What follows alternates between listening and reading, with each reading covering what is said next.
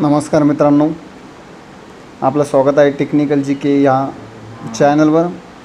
आज तुम्हाला खूप महत्त्वाची इन्फॉर्मेशन म्हणजेच जी MCQ बेस क्वेश्चन्स होणार आहेत त्यामध्ये एक्झामचा क्रायटेरिया कसा असेल, तुम्ही कशी एक्झाम देऊ शकता, आज या सर्व क्वेश्चनचे आन्सर्स मी तुम्हाला देणार आहेत विथ प्रूफ सहित। तर बघा, आज आहे जून, तर आपली जी एक्झाम आहे ती एक्झाम कंडक्ट केली जाईल 13 जुलैला। ओके, जी MCQ बेस क्वेश्चनच असणार याच्यामध्ये। तुम्हाला याच्यामध्ये कोणतेही MCQ दिले जातील 40, त्याच्यापैकी तुम्हाला 35 सॉल्व करायचे आहेत पास होण्यासाठी ॲक्च्युली 18 सॉल्व करायचे आहेत। आणि जर जास्तीत जास्त तुम्ही 35-40 सॉल्व करू शकता, पण 35 सॉल्व करणं गरजेचं आहे, कंपल्सरी आहे। ओके, तर मग बघा, याच्यामध्ये तुम्हाला काही गाईडलाईन्स दिले आहे, त्या गाईडलाईन्स आपण पहिलं बघू, कारण ते सर्वात महत्त्वाचे आहे। काही लोक म्हणतात की तुम्ही कोणताही मोबाईल घेतला तरी चालेल, सर्च केलं तरी चालेल, तसं काही नाही आहे, कारण याच्यामध्ये असं मेन्शन केलेलं आहे की तुम्ही कशा प्रकारे एक्झाम देऊ शकता। तर आपण ते पॉईंट पहिला हायलाईट्स करून घेऊ। हे बघा, 8 पेजेसचं हे पूर्ण इन्स्ट्रक्शन दिलं आहे, ज्याच्यामध्ये तुम्हाला सांगितलेलं आहे एक्झाम कशी द्यायची आणि कशी नाही। तर आपण बघू नेमकी क्रायटेरिया कसा असणार आहे। Number first, poor visibility of student due to a bad improper lights. जर तुमच्याकडे जर इम्प्रॉपर लाईट्स असेल, तुमचा चेहरा जर दिसत नसेल, तर तुम्हाला तिथं वॉर्निंग दिली जाईल आणि तुम्हाला त्या परीक्षेच्या बाहेर टाकलं जाईल। म्हणून लाईट असणे खूप गरजेचं आहे। ओके, हा पहिला नियम। Number 2, examination not present before the screen. जेव्हा तुम्ही एक्झाम स्टार्ट करणार आहे, तर स्टार्ट केल्याच्यानंतर तुमचा कॅमेरा ऑन होईल आणि कॅमेरा ऑन झाल्याच्या नंतरच मग तुम्हाला एक्झाम देता येईल। असं होणार नाही की तुम्ही नाही बसले आणि एक्झाम स्टार्ट केली, असं होणार नाही, कारण त्याच्यामध्ये सेन्सर बसवले आहे। जोपर्यंत तुमचा फेस डिटेक्ट होत नाही, तुम्हाला पेपर देता येणार नाही। तिसरे instruction, the person present in the front of examination screen change in between.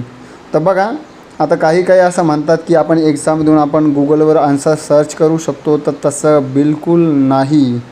कारण इथे डायरेक्टली सांगितलं आहे की जर तुम्ही स्क्रीन चेंज करत असाल तर 100% ते तुम्हाला अलाउड करणार नाही, कारण तुम्हाला त्या परीक्षेच्या बाहेर टाकलं जाईल। ही पण दक्षता तुम्हाला घ्यायची की कोणतीही दुसरी स्क्रीन तुमच्या मोबाईलवर, लॅपटॉपवर किंवा कशावरही असेल, तुम्हाला ती देता येणार नाही। आणि सर्वात महत्त्वाचं, तुम्ही पेपर मोबाईलवर देऊ शकता, लॅपटॉपवर देऊ शकता, टॅबलेटवर पण देऊ शकता। फक्त एवढं आहे की Windows 7चं टॅबलेट असणं गरजेचं आहे, लॅपटॉप असणं गरजेचं आहे, कारण त्याच्यामध्ये जास्त प्रोसेसर असेल असं। आणि Google Chrome याच्यासाठी तुम्हाला वापरता येणार आहे परीक्षेसाठी। नंबर 4 बघा, examinee seen with a additional communication device a mobile while giving a online examinations. मग तुम्ही मोबाईलवर पण देऊ शकता, टॅबलेटवर पण देऊ शकता, तुम्ही कशावर पण एक्झामिनेशन देऊ शकता, काही प्रॉब्लेम नाही। फक्त तुम्ही ॲडिशनल मोबाईल डिव्हाइस वापरू शकत नाही।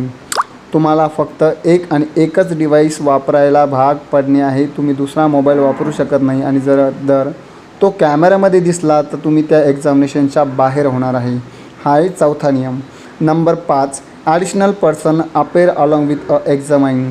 आता जो एक्झाम देणार आहे त्याच्या बाजूला जर एखादा पर्सन बसला असेल उत्तर सांगायला, तर जर तो कॅमेऱ्यात जर दिसला तर तुमच्याविषयी तुम्हाला त्या परीक्षेच्या बाहेर टाकलं जाईल, तुम्हाला वॉर्निंग येईल। ओके, म्हणून हा पण 5वा पॉईंट महत्त्वाचा आहे। नंबर 6वा point, examinee seen refer to book notes on refer a material. तुम्ही एक्झामच्या वेळेस कोणत्याही प्रकारचा मटेरियलचा यूज करू शकत नाही, ज्याच्यामध्ये बुक्स असेल, रेफरन्स मटेरियल असेल किंवा नोट्स असेल, असे कोणत्याही प्रकारचे तुम्ही वापरू शकत नाही। Number 7, examinee seen a talking.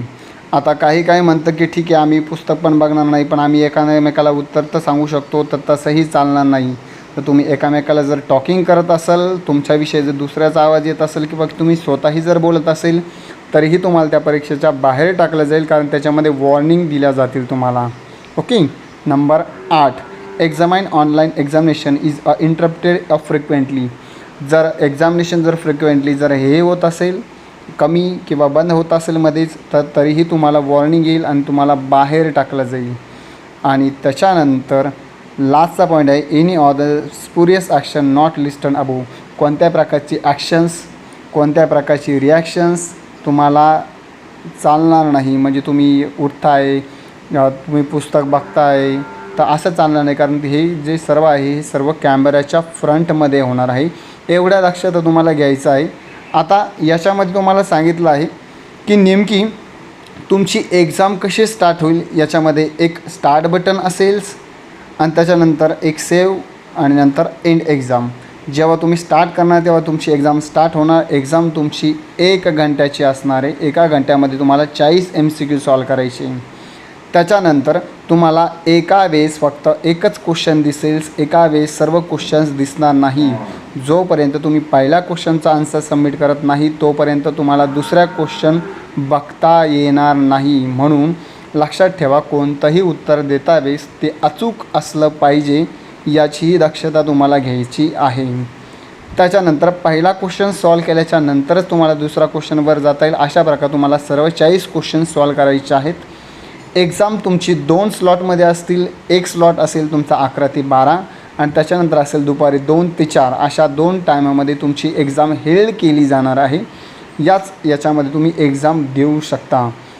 त्याच्यानंतर एक्झाम सर्व क्वेश्चन सॉल्व केल्याच्यानंतर तुमच्याकडे एक ऑप्शन्स असेल ज्याचं नाव आहे end exam or a end button. Okay, त्याच्यावर क्लिक केल्याच्यानंतर तुमची जी स्क्रीन आहे ती ऑटोमॅटिकली कन्फर्म बटनवर क्लिक केल्याच्यानंतर तुमची स्क्रीन बंद होऊन जाईल आणि तुमची परीक्षा सबमिट केल्या जाईल.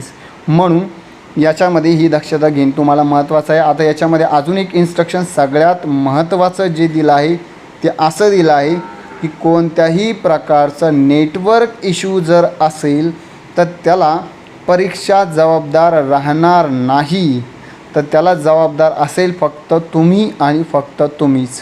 म्हणून कोणत्याही प्रकारचा नेटवर्क इश्यू असेल तर पहिलं बघून घ्या.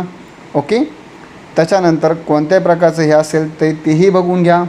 त्याच्यानंतर तुम्हाला लागणारा तिथं डाटा पण दिला आहे. त्यांनी सांगितलं आहे की तुम्हाला कमीत कमी तुमच्या मोबाईलचा बॅलेन्स म्हणजे डाटा बॅलेन्स हा 1.5 GB असणं गरजेचं आहे. ओके, आणि तुमची जी स्पीड आहे ब्राउजिंग स्पीड्स ती 2 MB/s असली तरीही चालेल, 5 MB/s तरी असली तरीही चालेल. म्हणजे एवढी स्पीड पाहिजे. अशा नेटवर्कमध्येच तुम्ही बसलेलं पाहिजे, कारण हा पण खूप महत्त्वाचा क्रायटेरिया आहे. त्याच्यानंतर जर तुम्ही म्हटले माझं मध्येच नेट संपलं तर ही दक्षता तुम्हाला घ्यायची की तुमच्या मोबाईलमध्ये नेट बॅलन्स किती आहे किती नाही.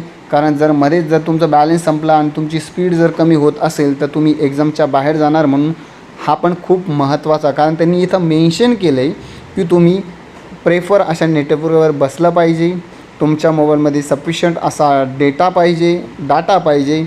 कमीत कमी स्पीड 2 MB पाहिजे. 5 MB असेल तर प्रेफरेबल असेल किंवा ते साध्य केलं जाईल किंवा ते ग्राह्य धरले जाईल. तुमचा मोबाईल नेटवर्क इश्यूही चांगला असायला हवा. इथं दिलं आहे. त्याच्यानंतर तुमची एक मॉक टेस्ट घेतली जाणार आहे. मॉक म्हणजे काय, तुम्हाला सांगितलं जाईल की नेमकी तुमची एक्झामिनेशन कशी द्यायची, कसं क्लिक करायचं आहे, कशी सुरू करायची. मग ही एक्झाम तुमची असेल 5 जुलै, 6 जुलै आणि 7 जुलै. याच्यामध्ये फक्त तुम्हाला प्रोसिजर सांगितले जाईल की नेमकी एक्झाम कशी स्टार्ट करायची आहे, कशी एंड करायची आहे, कशी पुढं न्यायची. तर हे सर्व इन्स्ट्रक्शन तुम्हाला या MSBTने दिलेली आहे. म्हणून लक्षात ठेवा, हे सगळे मुद्दे खूप महत्त्वाचे आहे. कारण तुम्ही आता जी परीक्षा देणार आहे ती MCQ बेस एक्झाम असेल.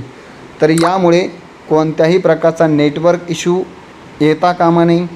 कोणत्याही प्रकारचा तुम्हाला कोणताही प्रॉब्लेम नाही आला पाहिजे. अशा प्रकारची तुमची एक्झाम कंडक्ट केली जाईल. आणि सर्वात महत्त्वाचं, जर तुमचा डेटा जर कमी असेल तर त्याला जबाबदार तुम्ही असणार आहेत. अशा प्रकारचं इथं तुम्हाला दिली आहे बघा. इथं स्लॉट पण दिले. स्लॉट असेल 10 ते 12, त्याच्यानंतर 2 ते 4 अशा प्रकारचे 2 स्लॉट असतील. त्या 2 स्लॉटमध्ये तुम्ही कधीही परीक्षा देऊ शकता. तुम्ही 10 वाजून 10 मिनिटांनीही देऊ शकता. 10 वाजून 10 मिनिटाला परीक्षा दिली तर तुमची 10 वाजल्यापासून तुमचा टाईम सुरू होईल तर 1 घंटा. अशा प्रकारची एक्झामचा टाईम तुम्हाला दिलेला आहे. आता त्याच्यानंतर तुम्हाला जो आहे त्याच्यामध्ये तुम्हाला एक मॅसेज येईल तुमच्या रजिस्टर मोबाईलवर. त्या मॅसेजवर तुम्हाला कोड असेल, पासवर्ड असेल. तो पासवर्ड टाकूनच तुम्ही लॉग इन करायचं आहे आणि लॉग इन केल्याच्यानंतर तुम्ही परीक्षा देऊ शकता. आता इथं पुन्हा दिलं आहे बघा, तुम्हाला 40 क्वेश्चन असतील. 40पैकी तुम्हाला 35 क्वेश्चन हे ॲक्युरेट सॉल्व करायचे आहेत. जास्त मार्क घेण्यासाठी. 5 हे तुम्हाला 100% तुम्हाला काय असतील, हे ऑरमध्ये असतील. ही सर्व इन्फॉर्मेशन्स आज मी तुम्हाला दिलेली आहे आणि सर्वात महत्त्वाचे आहे तर सर्वांना बेस्ट ऑफ लक. खूप चांगला पेपर सोडवा. All the best. सर्वांना तुमच्या परीक्षेच्या हार्दिक शुभेच्छा. खूप अभ्यास करा आणि चांगले मार्क घ्या. धन्यवाद.